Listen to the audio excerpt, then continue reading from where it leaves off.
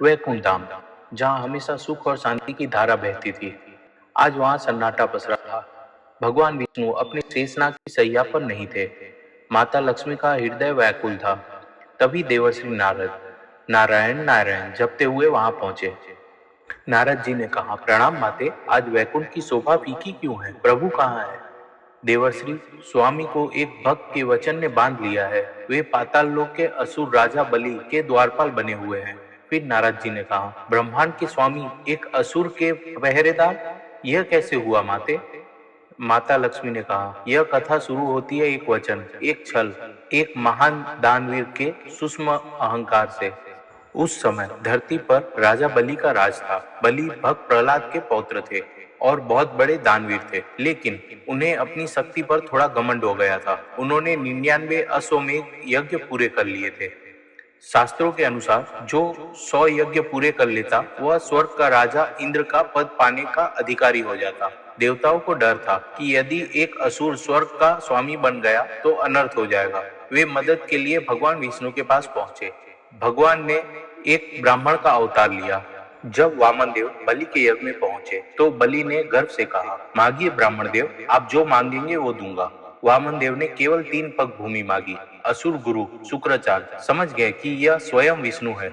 शुक्राचार्य ने कहा, बलि, यह बालक तुम्हारा सब कुछ छीन लेगा, संकल्प मत लेना। बलि, गुरुदेव, स्वयं भगवान मेरे द्वार पर आए हैं, मैं पीछे नहीं हटूंगा। जब बलि संकल्प के लिए कमंडल से जल निकालने लगे तो शुक्राचार्य सूक्ष्म रूप लेकर कुमंडल की नली में बैठ गए ताकि पानी बाहर ना आए। भगवान विष्णु यह चाल समझ गए। उन्होंने मुस्कुराते हुए एक कुश घास का तिनका उठाया और नली में डाल दिया। वह तिनका सीधे शुक्राचार्य की आंख में लगा।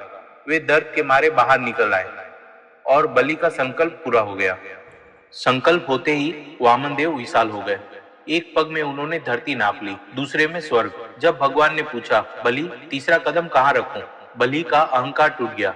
उन्होंने अपना सिर झुका दिया और कहा, प्रभु, तीसरा पग आप मेरे सर पर रखिए। भगवान प्रसन्न हुए और बाली को पाताल लोक का राजा बना दिया। जब भगवान ने वरदान मांगने को कहा तो बाली ने प्रेम से मुस्कुराकर कहा, प्रभु, मैं जब भी जागूं तो आपके दर्शन हो। भक्त का मान रखने के लिए साक्षात नारायण पाताल लोक के पहरेदार बन गए। नारद जी ने कहा, तो यह कारण है माता लक्ष्मी परेशान दिख रही है। नारद जी की सलाह पर माता लक्ष्मी ने एक गरीब महिला का वेश धारण किया और रोती हुई पाताल लोक पहुंची। राजा बलि ने उन्हें देखा तो पूछा, देवी, आप कौन है और क्यों रो रही है? माता लक्ष्मी ने कहा, राजन, आज रक्षाबंधन का दिन है। पूरा संसार खुशियां मना रहा है, पर मेरा कोई भाई नहीं है जिसके कलाई पर मैं राखी बांध सकूं। बलि का हृदय पिघल गया। उन्होंने कहा, देवी, आप मुझे अपना भाई समझिए। लाइए, वह राखी मेरे कलाई पर बांधिए। माता लक्ष्मी ने बड़े प्रेम से बलि के हाथ में रक्षा सूत्र बांधा। बलि ने कहा, बहन, अब उपहार मांगिए, मैं तुम्हें क्या दूं? माता लक्ष्मी ने कहा, भैया, यदि देना ही है तो अपने इस द्वारपाल को मुक्त कर दीजिए। यह मेरे स्वामी हैं और इनके बिना वैकुंठ सुना है। राजा बलि सन्न रह गए। द्वारपाल के रूप में खड़े भगवान अपने असली रूप में आ गए। बलि भगवान के चरणों में गिर पड़े। उन्होंने समझ लिया था कि भगवान ने उन्हें अहंकार से मुक्त करने के लिए यह पूरी लीला रची थी। बलि ने खुशी खुशी भगवान को विदा किया।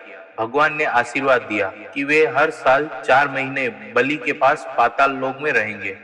दोस्तों, आपको पता है अभी बाली किस लोक का राजा है? जानने के लिए कमेंट्स जरूर देखें। यह थी कहानी उस दान की जिसने भगवान को भी अपना ऋणी बना दिया।